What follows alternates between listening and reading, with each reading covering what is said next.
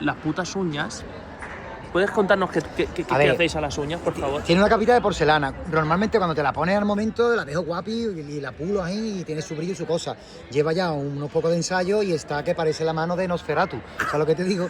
Pero en verdad, como el bolo lo tengo ahora, dentro de un par de horas me voy a poner a hacerme la manicura aquí, todo el mundo mirando, un olor y tal. ¿Sabes? Tu hermano, que se hacen las uñas como si fuese una puta púa. Tienen las uñas como púas, hermano. Claro. Mira, que yo pensaba que digo, pues será su puta uña que estará reventadísima de toda la vida a tocar la guitarra, pero no, que se echan como porcelana.